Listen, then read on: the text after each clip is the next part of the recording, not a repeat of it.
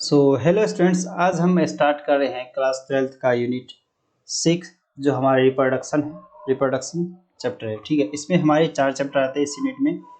Reproduction organisms, sexual reproduction in flowering plants और human reproduction and reproductive health.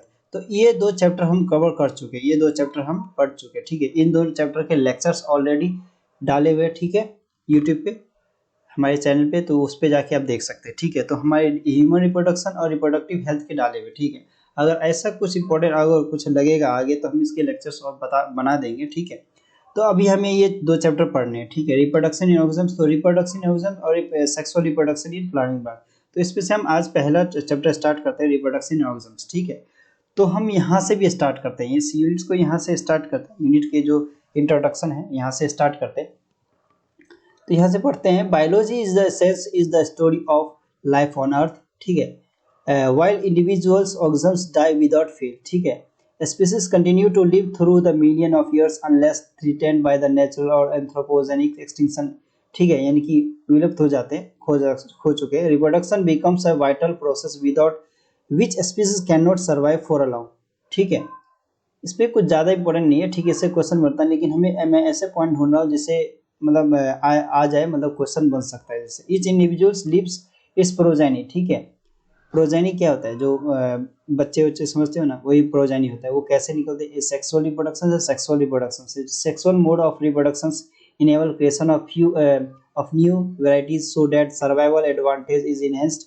This unit in examine the general principle underlying the reproductive processes in the living organisms and explain the detail of the process in the flowering plants and human as easy to relate. Representative examples are related the perspective of human reproductive health and how reproductive ill health can avoided is also represent the complete our understanding of biology reproduction. इस पे देखो mainly क्या होता है, इसमें इसमें हमें जो ये 4 चैप्टर दे रखे हैं ना, इस 4 चैप्टर का मतलब जो हम क्या पढ़ने वाले हैं थोड़ा बहुत आइडिया दिया जाता है इसमें, कि इस यूनिट में हम पढ़ने क्या वाले हैं। जैसे लास्ट में देखो, अब रिप्रोडक्टिव हेल्थ के बारे में, बीमारियों के बारे में दे रखा है, तो इल हेल्थ ये बता रखा है कि हम रिप्रोडक्टिव हेल्थ के बारे में, बीमारियों के बारे में पढ़ेंगे और इससे प्रिकॉशंस के बारे में पढ़ेंगे, बचा कैसे जाता है। ठीक है, ये हो गया।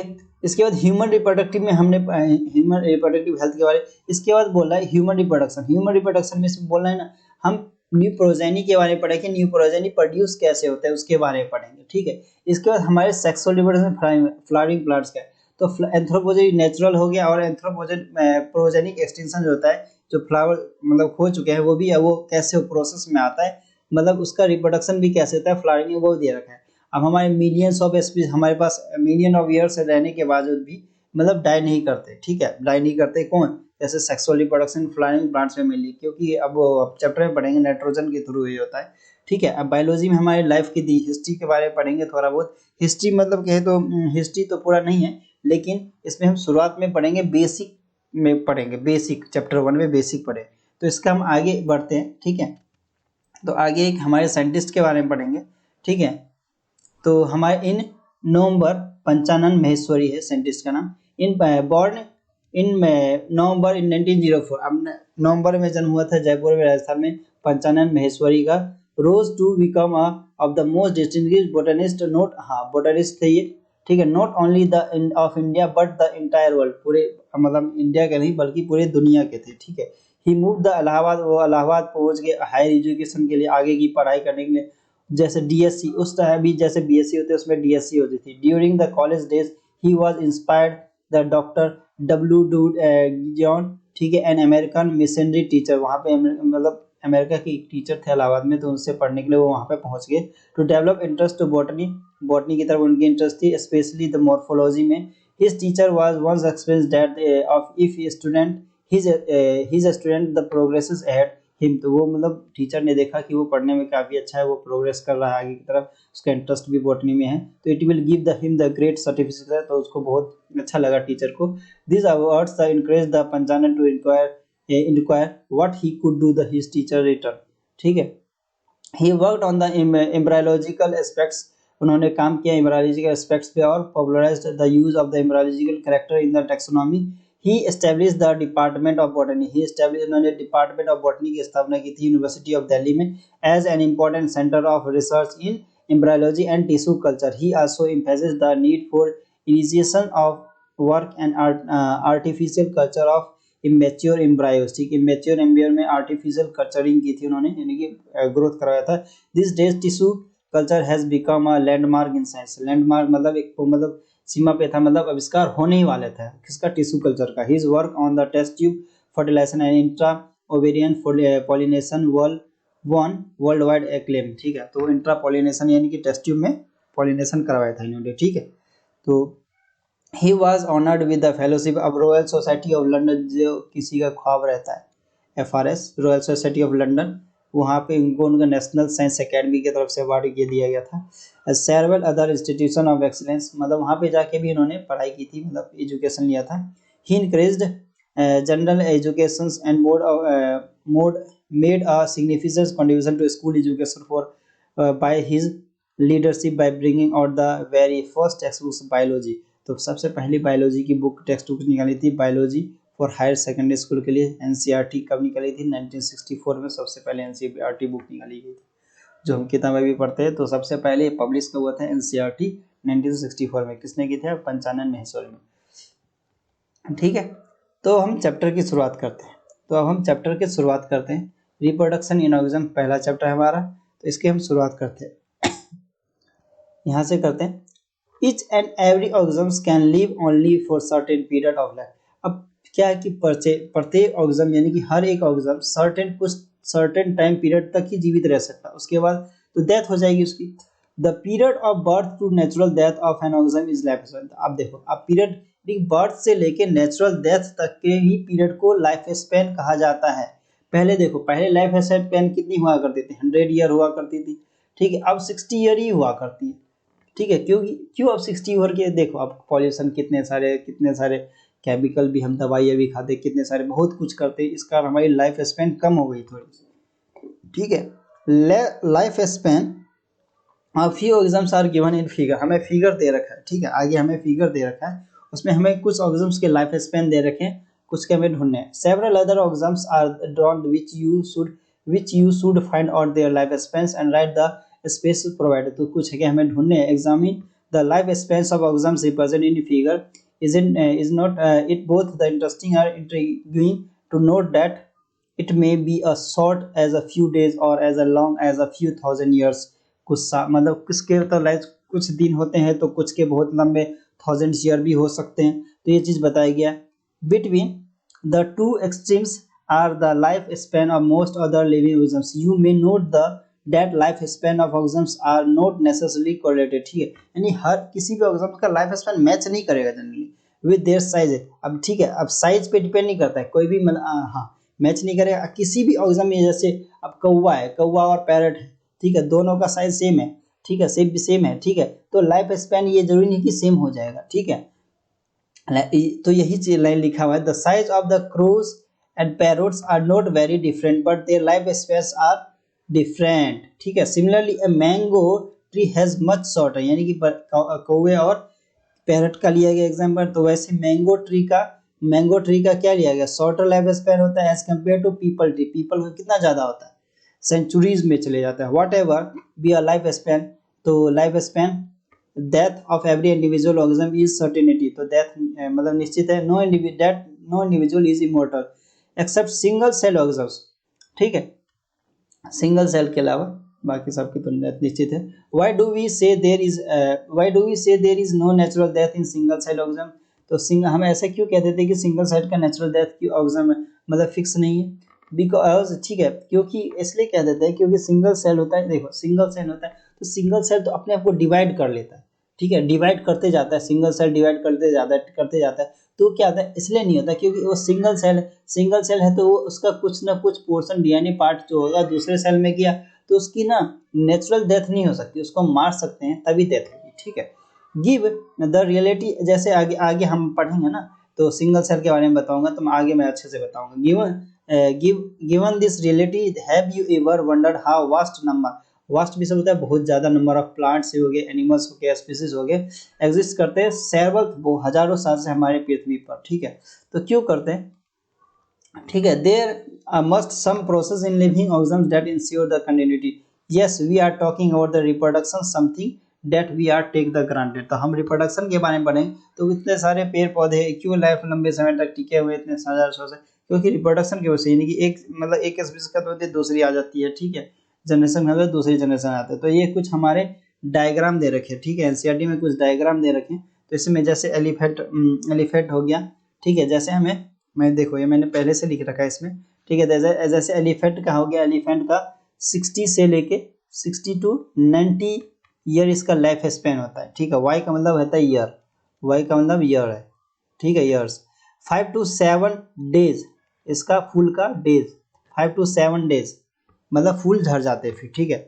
इसका डॉग्स का क्या होता है 25 से लेके 30, 25 टू 30 ईयर्स लाइफ स्पेन होता है, ठीक है। बटरफ्लाई का हमारा 1 टू 2 वीक्स। एनसीईआरटी में जो चीज़ दे रखा है मोस्ट इंपॉर्टेंट है, तो ये क्वेश्चन पूछ सकता है। लाइफ स्पेन इसके कई बार पूछे गए, तो कोई भी पूछ सकता है इसमें से, एलिफेंट का, रोज का, क्रो का, कुछ किसी का भी पूछ सकता है, तो हमें पता होना चाहिए, ठीक है।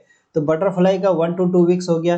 क्रो का हमारा कितना आ गया, क्रो का हमारा 15 ईयर्स आ गया, देखो क्रो का 15 ईयर्स है। और पैरट का हमारा कितना है, पैरट का हमारा 140 है। तो देखो क्रो का कंपेयर करो, साइज दोनों का साइज क्या है, सेम जैसे लग रहा है ना, लेकिन इसका लाइफ स्पेन और इसका लाइफ स्पेन दोनों का डिफरेंट है, ठीक है, दोनों का डिफरेंट है हमारा, ठीक है। इसके बाद हम आगे आते हैं, क्या हो गया,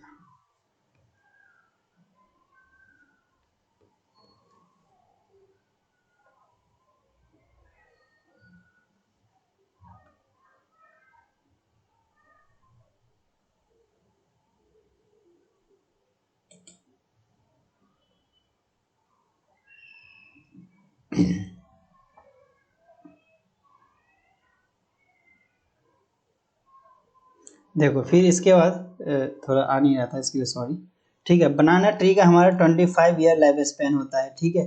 इसके बाद हमारे काऊ का 20 से लेके 25 ईयर्स तक, पैरट का 140 ईयर देख लिया, क्रोकोडाइल 60 ईयर, ठीक है। हॉर्स हॉर्स का हमारा कितना दे रखा है, हॉर्स का हमारा दे रखा है 60 ईयर, एटलीस्ट 60 ईयर हमारा होता है, ठीक है, हॉर्स का 60 ईयर होता है। फिर इसके बाद कितना था, फ्रूट फ्लाई का कितना होता है, देखो फ्रूट फ्लाई का कितना होता है, क्या हो गया,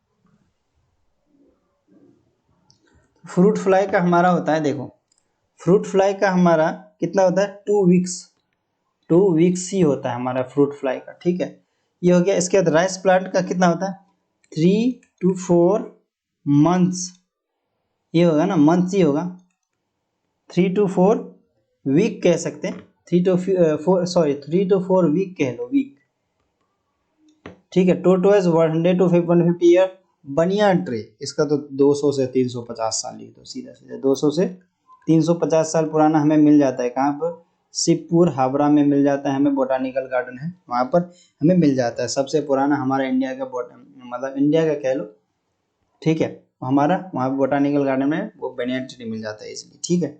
इसके बाद हम आगे बढ़ते हैं। हाँ, इन सब का मेरे ना, इन सब में हमारा क्या है कि ये पूछा हुआ है, जितने भी डायग्राम है ना सब पूछे हुए, तो डायग्राम के लाइफ स्पेन जरूर याद रखना, सब पूछे हुए क्योंकि, ठीक है। फिर आगे हम बढ़ते हैं, यहाँ से पढ़ते हैं, तो लिखा हुआ है रिप्रोडक्शन इज डिफाइंड, रिप्रोडक्शन क्या होता है, reproduction is defined as a biological process. Reproduction एक बायोलॉजिकल प्रोसेस है in which an organism can give rise to, एक ऑर्गेनिज्म दूसरे मतलब एक ऑर्गेनिज्म जो होता है ना, एक नए ऑर्गेनिज्म्स को मतलब जन्म देता है, ठीक है, give offspring similar to, अपने जैसे एक ऑर्गेनिज्म को जन्म देता है, या यंग वंस ऑफ स्प्रिंग, यानी ऑफ स्प्रिंग है सिमिलर टू इससे, अपने जैसे, ठीक है। तो ऑफ स्प्रिंग क्या होता है, बेबी कह लो, या अपनी जैसे दूसरी मतलब एक मतलब जैसे इंसान को जन्म दिया, ठीक है, तो उसको कहते हैं ऑफस्प्रिंग, ठीक है। तो offspring grow and mature, offspring क्या कहता है, ग्रो होता है, मैच्योर होता है, and turn to produce offspring, फिर वो दोबारा प्रोड्यूस रिप्रोडक्शन करने के लिए तैयार हो जाता है, फिर वो अपने जैसे ही दोबारा एक मतलब कहता है ह्यूमन बींग को जन्म देता है, ठीक है। ह्यूमन बींग या कोई भी चीज़, प्लांट्स में, एनिमल्स में, हम तो प्लांट्स पढ़ रहे हैं, एनिमल्स दोनों मिक्स ही हमारे चैप्टर में, तो हम दोनों की बात करेंगे, ठीक है। Thus there is a cycle of birth, growth and death. अब साइकिल होता है, पहले बर्थ हुआ, ठीक है, बर्थ के बाद क्या हुआ, बर्थ के बाद जनरेशन हमारा उसका क्या ग्रोथ हुआ, ग्रोथ, ठीक है, ग्रोथ के बाद क्या होता है, डेथ हो जाती है। तो ठीक है, एक एक प्रोसेस पढ़ेंगे हम इसमें, ठीक है। तो reproduction enables the continuity of species. अब रिप्रोडक्शन ही कंटिन्यूटी करता है हमारे लाइफ को, स्पीसीज को, ठीक है, generation after generation. You will study in chapter 5 में अच्छे से पढ़ेंगे। चैप्टर 5 एक्चुअल में हम पढ़ चुके हैं, ठीक है। तो उसका लेक्चर आप जाके देख सकते हो, principle of inheritance and variation के बारे में। तो how genetic variation is created, तो जेनेटिक वेरिएशन कैसे क्रिएट होता है रिप्रोडक्शन में, ये चीज़ देखना है, ठीक है। There is a large diversity in the biological world. बहुत बड़ा मतलब क्या है, लार्ज डाइवर्सिटी है किस बायोलॉजिकल वर्ल्ड में, किसका, रिप्रोडक्शन का। अब रिप्रोडक्शन दो तरीके होते हैं, एसेक्सुअल सेक्सुअल, दोनों को अलग अलग करके हम पढ़ेंगे, ठीक है। तो बहुत बड़ा योगदान होता है। Each organism has evolved own mechanism. अब सब ऑर्गेनिज्म का अपना अलग मैकेनिज्म होता है, मल्टीपल एंड प्रोड्यूस ऑफस्प्रिंग, ठीक है। The organism's habitat, its internal physiology and several other factors are collectively responsible for how it reproduces. तो कैसे reproduce कर सकता है, based on whether there is a participation of one organism to or two in the process of reproduction. यानी एक organism से भी हो सकता है और टू ऑर्गेनिज्म से भी होता है। सिंगल है तो सिंगल से हमारे मतलब एसेक्सुअल हो सकता है। दो ऑर्गेनिज्म यानी मेल और फीमेल की जरूरत है तो हमारा क्या होगा, रिप्रोडक्शन यानी सेक्सुअल रिप्रोडक्शन होगा, ठीक है। तो ये चीज हो सकता है, हम एक एक करके पढ़ेंगे। When organisms is produced by a single parent with or without the involvement of gamete formation, इसको हम क्या कहते हैं, एसेक्सुअल रिप्रोडक्शन कहते हैं। वहीं जहाँ पे दो पेरेंट की जरूरत हो अपोजिट सेक्स की, यानी कि मेल फीमेल की जरूरत हो पार्टिसिपेट करने की, तो involve fusion of male and female gametes is called as sexual reproduction. अब फिर इन दोनों को हम क्या करेंगे, अलग अलग करके पढ़ेंगे लेक्चर में, ठीक है। तो नेक्स्ट क्लास में हम मिलेंगे एसेक्सुअल रिप्रोडक्शन टॉपिक के साथ। तब तक के लिए thank you and good bye.